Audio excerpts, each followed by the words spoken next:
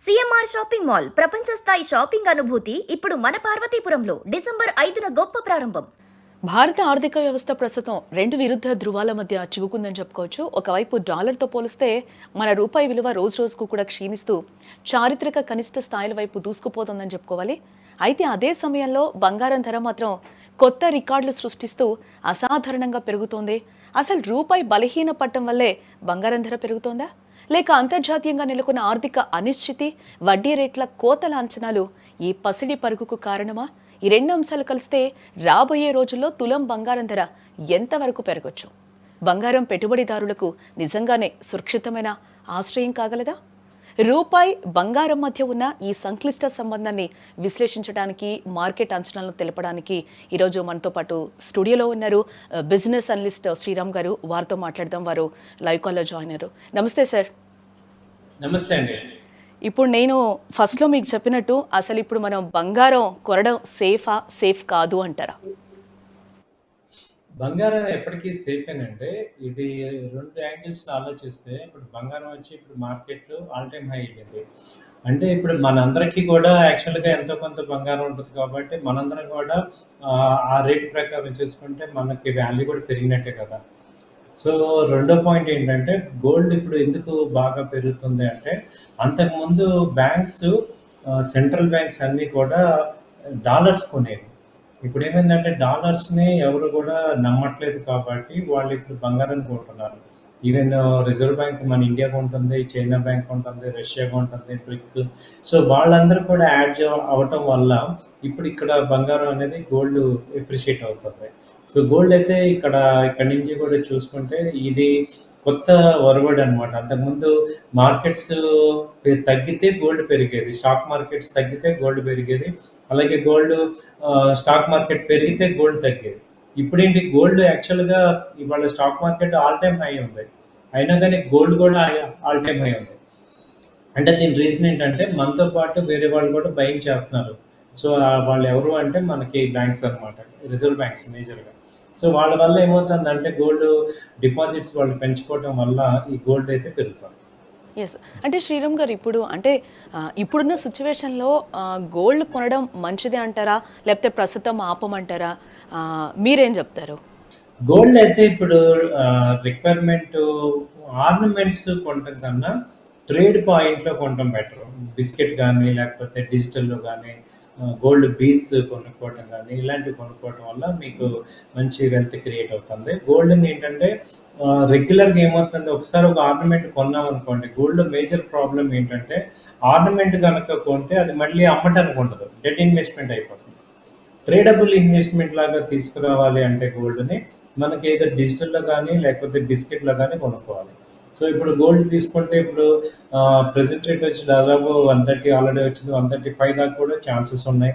So, కాబట్టి ఏంటంటే ట్రేడబుల్‌గా కొనుక్కోండి. అంటే డిజిటల్‌లో ఈటీఎఫ్స్, గోల్డ్ బీస్ అని ఉంటది. ఈటీఎఫ్స్‌లో గానీ, లేకపోతే డిజిటల్ 1 గ్రామ్, 2 గ్రామ్స్ అలా, లేకపోతే బిస్కెట్ రూపంలో కొనండి. జనరల్‌గా లేడీస్‌కి ఏంటంటే ఒకసారి ఆర్నమెంట్ గనక ఇచ్చామంటే వాళ్ళు మళ్ళీ ఇవ్వరు. అది డెడ్ ఇన్వెస్ట్‌మెంట్ అయిపోతుంది. కాబట్టి గోల్డ్‌ని డెడ్ ఇన్వెస్ట్‌మెంట్‌లా కాకుండా రొటేషన్ పాయింట్‌లో కొనుక్కోవచ్చు. అంటే మన సాంప్రదాయంలో గోల్డ్‌కి పెద్దపీట వేస్తూ ఉంటాం. మీరు చెప్పినట్టు ఇంతకుముందు అంటే ఇప్పుడు పెళ్ళిళ్ళ సీజన్‌లో గూడా ఎక్కువ కొంటూ ఉంటారు కదా సార్. అంటే ఇప్పుడు కొనాలా? వద్దా? అనేది కూడా అందరికీ ఒక సంశయం. అంటే రేపు తగ్గుతుందేమో, రేపు కొందామని అనుకుంటారు. ఆ లోపల పెరుగుంటుంది. ఈరోజు తగ్గుంటుంది గదా! సో, ఈ పాయింట్‌లో అయితే గోల్డ్ ఇప్పట్లో తగ్గే ఛాన్సెస్ తక్కువే ఉన్నాయి. తగ్గినా ఎలా ఉంటున్నాయంటే ఎయిదర్ ఒక రూ. 5,000 తగ్గుతుంది కానీ, 1,00,000 రావటం గానీ, ఇప్పుడు 1,10,000 24 క్యారెట్ అనేది వచ్చే ఛాన్సెస్ చాలా తక్కువున్నాయి. కాబట్టి మనం ఏం చేయొచ్చంటే ఇంకా అర్థమవుతుందేంటంటే ఈ స్టాండర్డ్ నిలబడే స్టాండర్డ్. కాబట్టి ఇప్పుడు ఇక్కడ ఒక 50% అలా ఇన్వెస్ట్ చేసుకుంటే అంటారు. ఇప్పుడు మీరు బ్రాడ్‌గా థింక్ చేస్తే నెక్స్ట్ 2 ఇయర్స్, 3 ఇయర్స్‌లో చూసుకుంటే 1,70,000, 2,00,000 కూడా టచ్ అవ్వచ్చు. ఇది నెక్స్ట్ 3 ఇయర్స్‌లో. కాబట్టి when compared with that it is better రేటే కదా! సో, ఇవాళ హై రేట్ అనుకున్నాం. దాన్ని కంపేర్ చేయడానికి నిన్నటి రేట్ మీద ఇవాళ చూస్తున్నాం. బట్ రాబోయే రోజుల్లో చూస్తే ఎందుకంటే ఒరిజినల్‌గానే ఇవి గ్రో అవుతున్నాయి. ఫండమెంటల్‌గానే గ్రో అవుతున్నాయి కాబట్టి డిమాండ్ ఎక్కువ వస్తుంది. సప్లై తక్కువ ఉంటుంది కాబట్టి ఇవి అవుతున్నాయి. బట్ ఎప్పుడైనా కరెక్షన్స్ వస్తాయి కానీ కంటిన్యూగా ఇక డౌన్ ట్రెండ్ ఇప్పుడు మళ్ళీ 80,000, 70,000 వచ్చే ఛాన్సెస్ అయితే చాలా చాలా తక్కువ ఉన్నాయి. 2 లాక్స్ వరకు వెళ్తుంది అని అంటున్నారు కాబట్టి అప్ టు 170 టు 2 లాక్స్ వరకు వెళ్తుంది అని అంటున్నారు. ఎప్పుడు వెళ్ళే ఛాన్సెస్ ఉన్నాయి అని అంటారు. ఇప్పుడు మిడిల్ క్లాస్ ఫ్యామిలీస్ అందరూ ఇప్పుడు గోల్డ్ కొనుక్కుంటే బెటర్ అని అంటారా? గోల్డ్ అదే మేడం. యాక్చువల్‌గా నెక్స్ట్ 4-5 ఇయర్స్‌లో గోల్డ్ 2 లాక్స్ కూడా టచ్ అయ్యే ఛాన్సెస్ ఉన్నాయి. ఎందుకంటే నెక్స్ట్ 4 ఇయర్స్‌లో మనకి గ్రోత్ అలా ఉంటుంది. సో, కాబట్టి ఇప్పుడు మిడిల్ క్లాస్ గానీ, అబోవ్ మిడిల్ క్లాస్ గానీ గోల్డ్ పాయింట్ ఆఫ్ వ్యూలో ఏంటంటే ఫ్రీ అమౌంట్ డిపా ఇన్వెస్ట్ చేసుకోండి. మీ యొక్క ఫ్రీ అమౌంట్స్. అంతేగాని ఇప్పుడు గోల్డ్ కొందాము అంటే మనకి ఇప్పుడేంటంటే అసెట్ అలొకేషన్ పాయింట్ ఆఫ్ వ్యూలో తీసుకుంటే అసెట్స్ బిల్డ్ చేయాలంటే మనకి గోల్డ్ కూడా తీసుకోవాలి. గోల్డ్‌ని మనం ఇవాళ చూడాల్సిన పద్ధతి ఏంటంటే ఇది కూడా ఒక అసెట్ అలొకేషన్‌లాగా తీసుకోండి. గోల్డ్ కొనాల్సిందే కంపల్సరీ ఒక 20%, 30% ఇన్వెస్ట్‌మెంట్స్ గోల్డ్ మీద పెట్టుకుంటేనే బెటర్ మనకి. మీరు లాస్ట్ 6 మంత్స్ చూస్తుంటేనే డిఫరెన్స్ అర్థమవుతుంది. అలాగే సిల్వర్ కూడా బానే పెరుగుతుంది. Gold or silver both are twin brothers కాబట్టి మనకి ఇప్పటికే లేట్ అయిపోయింది. డిజిటల్ బాగుందనమాట. ఏంటి ఈటీఎఫ్ కానీ, బాండ్స్ కానీ లేకపోతే వీటిల్లో తీసుకోవచ్చనమాట. సో, ఇలా బిస్కెట్ రూపంలో గానీ అలా తీసుకోవటమే. అంటే రాబోయే రోజుల్లో కొనే పరిస్థితి ఉందంటారా? లేదంటారా అసలు? మేడం ఎప్పుడు చూసినా గోల్డ్ ఇప్పుడు మీరు అన్ని సార్లు అలా అంటున్నారు. ఇవాళ 3 ఇయర్స్ బ్యాక్ మన సాలరీస్ ఎలా ఉన్నాయి? సో, ఇవాళ 1,00,000 సాలరీ అనేది కామన్ అయిపోయింది. 3 ఇయర్స్, 4 ఇయర్స్ బ్యాక్ 1,00,000 అంటే ఎంత కష్టం. సో, అంటే మన ఇన్‌కమ్ పెరుగుతుంది కాబట్టి గోల్డ్ పెరుగుతుంది. ఈ మంత్ ఈ లాస్ట్ 2 మంత్స్ నుంచి కొంచెం అబ్‌నార్మల్‌గా పెరిగింది యాక్చువల్‌గా. యాక్చువల్‌గా అయితే ఎవ్రీ ఇయర్ 20,000 పెరుగుతుంది. యావరేజ్‌గా the growth yearly 20,000 average growth అనమాట. సో, ఈ ఇయర్ ఏమైందంటే 26 ఎండింగ్‌లో రావాల్సిన రేట్ ఈ ఇయర్ వచ్చేసింది. దానివల్ల ఏమవుతుందంటే ఒక్కసారి 40,000 పెరిగేపాటికి కొంచెం అబ్‌నార్మల్‌గా ఉంది. యాక్చువల్‌గా ఇదేంటంటే 1,20,000, 1,10,000 ఆ రేంజ్ యాక్చువల్‌గా ఉండాలి. 30 దాకా వెళ్ళిపోయింది. సో, నెక్స్ట్ ఇయర్ రేట్ కూడా ఇవాళ వచ్చేసింది. బికాస్ ఆఫ్ దట్ ఎందుకంటే ఈ అమెరికా ట్రంప్ ఎఫెక్ట్ బాగా పడుతుంది. సో, డాలర్ యాక్చువల్‌గా కొనాల్సిన కంట్రీస్ అన్నీ కూడా ఈ గోల్డ్ కొంటున్నాయి. దాంతో ఇది డబుల్ ఇంపాక్ట్ వచ్చింది. బట్ నెక్స్ట్ ఇయర్‌కి ఏదన్నా ఆయన ట్రంప్ గారు గనుక కొంచెం నార్మల్ అయితే ఈ గోల్డ్ తగ్గుతది. బట్ తగ్గినా 1,10,000, 1,20,000కి నార్మల్‌గా వస్తుంది. ఓకే. బట్ బట్ 1,20,000 ఓవరాల్‌గా ఉండడం మాత్రం పక్కా. అవునండి. యెస్. అంటే ఇప్పుడు గోల్డ్ మీద ఇన్వెస్ట్ చేయడం అనేది బెటర్ అంటారు. గోల్డ్ ఇన్వెస్ట్ అంటే ఎలా చేయాలంటే ఇప్పుడు ఇక్కడ నుంచి మళ్ళీ ఒక 5,000 తగ్గినా గానీ తట్టుకోవాలి. అంటే మన ఫైనాన్షియల్ కెపాసిటీ ఇప్పుడు ఈ ట్రేడ్ లాగా చేయొద్దు. అంటే ఒక ఇన్వెస్ట్ చేసాము పెరిగితే అమ్ముకుందాం. లేకపోతే వెయిట్ చేయండి. సో, మళ్ళీ డౌన్ అయితే మళ్ళీ బై చేసేటట్టు ప్లాన్ చేసుకోండి.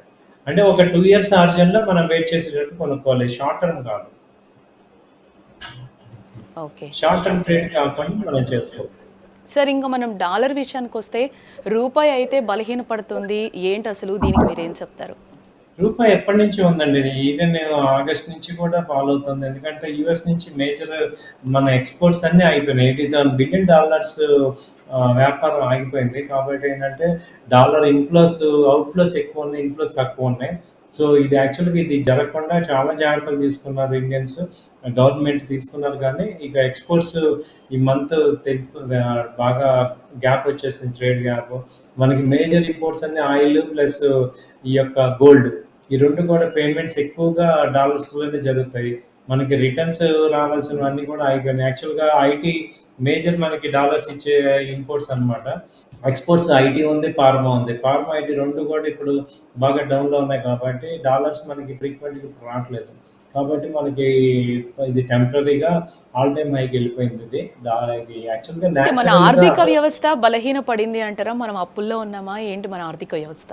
ఇప్పుడేంటంటే మనం ఆల్టర్‌నేట్ చూస్తున్నాము. ఇప్పుడు డాలర్‌కి, ఇండియాకి తేడా వచ్చినంత మాత్రం మన ఆర్థిక వ్యవస్థకి వచ్చిన ప్రాబ్లమ్ ఏం లేదు. ఎందుకంటే మనం యెన్‌లో చూసుకోవచ్చు, పౌండ్‌లో చూసుకోవచ్చు. ఒక్క డాలర్ యూఎస్‌తో మనకి డీలింగ్ తగ్గితే అన్నంత మాత్రాన మనకి మన యొక్క ఆర్థిక వ్యవస్థ ఏం తేడా ఏం లేదు. ఎందుకంటే ఇవాళ డాలరు అంతకుముందనమాట. ఇవాళ అంతకుముందు డాలర్‌కిను, యూఎస్ డాలర్ మనకి చాలా ఇంపార్టెంట్. ఇప్పుడేంటంటే we are looking for another countries also. దాదాపు 100 కంట్రీస్‌తో మనం ఎక్స్‌పోర్ట్ చేస్తున్నాం. ఒక్క యూఎస్ యొక్క ఎఫెక్ట్‌ని వేరే 100 కంట్రీస్ ద్వారా తగ్గించుకుంటాం. సో, నెక్స్ట్ 6 మంత్స్‌లో అదే జరుగుతుంది. కాబట్టి ఇప్పుడు డాలర్ పెరిగినంత మాత్రాన ఇండియా ఎకానమీ వచ్చిందని నష్టం లేదు. ఒకప్పుడు వచ్చేది. ఇవాళ ఆయిల్ అంతా రష్యాతో మనం ఎక్కువ రిలేషన్ దేనికంటే మనకి రష్యా ఇండియన్ రూపీస్లో ఇస్తున్నాం పేమెంట్స్.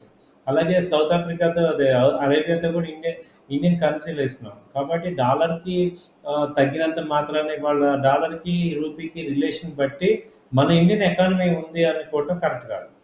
ఎందుకంటే ఆ బ్రేక్అవుట్ అయిపోయింది. అంటే ప్రతి పేమెంట్ డాలర్తో అవ్వట్లేదు ఇప్పుడు.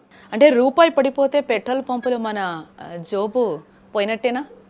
అంటే పెట్రోల్‌కి ఇప్పుడు తగ్గిపోయింది మేడం. ఎందుకంటే రష్యన్ పెట్రోల్ కొంటున్నాం గదా! లాస్ట్ 3 ఇయర్స్ నుంచి చూస్తే మీరు ఒకటే స్టాండర్డ్‌లో ఉంది. 1,110, 109 మధ్యలోనే ఉంది. సో, ఒకప్పుడు మీరన్నట్టు డాలర్‌కిను, రూపీకి చాలా ఉండేది. ఒకప్పుడు అమెరికా మార్కెట్స్ ఆంక్షలు పెట్టంగానే ఇండియన్ మార్కెట్స్ అన్నీ డౌన్ అయిపోయేవి. ఇండియా మొత్తం కుదేలైపోయేది. ఇప్పుడు ఆ సిట్యుయేషన్ లేదు. అంటే అమెరికా మీద డిపెండెన్స్ తగ్గిపోతుంది మనది.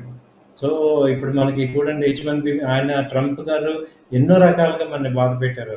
బట్ స్టిల్ లాస్ట్ 4 మంత్స్‌లో మార్కెట్స్ చాలా డౌన్ అయినా గానీ, ఇవాళ ఏమైంది మళ్ళీ ఆల్ టైమ్ హై మా ఇండియన్ మార్కెట్‌కి వచ్చేసింది. అంటే ఏంటంటే యూఎస్ మీద డిపెండెన్సీ చాలా వరకు తగ్గించేసుకుంటున్నాం. కాబట్టి ఇవాళ డాలర్ వీక్ అయినంత మాత్రాన మనకొచ్చిన నష్టమేం లేదు. It is just a currency అంతే. అంటే మన ఇండియన్ రూపాయి రోజు రోజుకు డాలర్ ముందు తల వంచడానికి లోపలేమైనా రీజన్ ఉంది అని అంటారా? లోపలేంటి మేడం డైరెక్ట్ కనపడుతుంది. రీజన్ ఏంటంటే మన దగ్గర ఎఫ్ఐఎస్ బయటికెళ్ళిపోతున్నారు. ఎఫ్ఐఎస్ ఇన్వెస్ట్ ఇప్పుడు డాలర్ మనకి రావాలంటే రెండే ఆప్షన్స్ ఉన్నాయి. ఇండియాలో కనుక డాలర్ రావాలంటే. ఒకటి మార్కెట్‌లో స్టాక్ మార్కెట్‌లో పెట్టాలి. లేదా ఎఫ్‌డిఐస్ రూపంలో పెట్టాలి. మూడోది అమెరికాలో ఉన్న మన ఇండియన్స్ డాలర్స్ పంపించాలి. ఈ మూడిట్లో ఏది అవ్వట్ల. ఎందుకంటే అక్కడ వాళ్ళకే కష్టంగా అయిపోతుంది. అమెరికాలో ఉన్న ఇండియన్స్ వాళ్ళు బతకడానికి చాలా కష్టం అవుతుంది కాబట్టి రెమిటెన్స్ జరగట్ల. ఇక్కడ ఉన్న మార్కెట్‌లోంచి ఎఫ్ఐఎస్ డైలీ డబ్బులు తీసేసుకుంటున్నారు. మూడోది ఇండియాలో పెట్టుబడులు యూఎస్ పెట్టట్లేదు. కాబట్టి ఇండియాకి డాలర్స్ రావు. తగ్గుతున్నాయి. కాబట్టి కరెన్సీ డెఫినిట్‌గా ఎఫెక్ట్ పడుతుంది. ఆర్‌బీఐ ఇంటర్వెన్షన్ అవ్వచ్చు కానీ ఆర్‌బీఐ దగ్గర కూడా తక్కువే ఉన్నాయి. కాబట్టి వాళ్ళు ఇంటర్వెన్ అవ్వట్లేదు. సో, ఇప్పుడు ఓన్లీ డాలర్ మనకి డీలింగ్ దేనికి? అమెరికాతో ఓన్లీ రిలేషన్. వాళ్ళెటు వద్దనుకుంటున్నారు. $80 బిలియన్ ఎకానమీ వాళ్ళకి అవసరం లేదంటున్నప్పుడు మనం ఏం చేస్తున్నాం? We are looking for other opportunities చూస్తున్నాం. ఒకప్పుడు ఏంటంటే వాళ్ళకి తలకాయ ఉంచేసేసి వాళ్ళు చెప్పినవన్నీ చేసే పరిస్థితిలో ఉన్నాం. ఇవాళ లేము. లాస్ట్ 3 మంత్స్ నుంచి ట్రేడ్ డీల్ జరగలేదు. ఆగింది. అలాగే అంటున్నాం. బట్ ఇవాళ మనకి రష్యన్ ప్రెసిడెంట్ ఇవాళ మన ఇండియా టూర్‌లో ఉన్నారు. ఇట్ షోస్ ఇవాళ డాలర్ డిపెండెన్సీ లేదు. It shows India's original strength కనపడుతుంది. కాబట్టి వాళ్ళు మననేదో కొంచెం ఇంకొక 2, 3 నెలలు టెన్షన్ పెడతారు గానీ తర్వాత వాళ్ళు కూడా నార్మల్ అవుతారు. ఇవాళ India is looking in a different way. మీరన్నట్టు ఏంటంటే లాస్ట్ 3 మంత్స్, 3 ఇయర్స్ బిఫోర్ ఇదంతా స్టోరీ కరెక్ట్. కానీ ఇవాళ ఈ స్టోరీ కరెక్ట్ కాదు. So, right. డాలర్ తగ్గినా పెద్ద నష్టమేం లేదు. ఓకే. సార్ ఫైనల్‌గా గోల్డ్ కొనే వాళ్ళకి, సామాన్యులకి మీరు ఫైనల్‌గా ఏం చెప్తారు? గోల్డ్ డైలీ కొంటానన్నా కొనండి. ఒక్కొక్క గ్రామ్ గానీ, డిజిటల్‌లో గానీ బై చేయటమే. లాస్ట్ 3 మంత్స్ నుంచి, 4 మంత్స్ నుంచి మనకు అర్థమవుతుంది ఏంటంటే గోల్డ్ అయితే పెరుగుతుంది. ఇది కన్ఫర్మ్. So, gold పెరుగుతుంటాయి. కాబట్టి మనం ఏంటంటే ఎర్లీ బర్డ్స్ లాగా ఇంకా మనం అప్పుడప్పుడు తగ్గినా బట్ అది మళ్ళీ డిస్కౌంట్ అయిపోతుంది. ఇప్పుడు నిన్న 2 డేస్ బ్యాక్ 2000 రూపీస్ తగ్గింది. మళ్ళీ ఇవాళ నార్మల్ అయిపోయింది. సో, సిల్వర్ కూడా అంతే. సిల్వర్ నిన్న 5000 పాయింట్స్ డౌన్ అయింది. ఇవాళ 3000 పెరిగింది. కాబట్టి ఏంటంటే తగ్గినంత మాత్రాన మళ్ళీ అది అప్ ట్రెండే కనపడుతుంది. కాబట్టి ఏంటంటే gold and silvers both are up side. So, free amount ఉన్నవాళ్ళు ఇన్వెస్ట్ చేసుకోవచ్చు. అది నా suggestion. Okay. Right sir. Thank you Sriram గారు. థ్యాంక్ యూ అండి.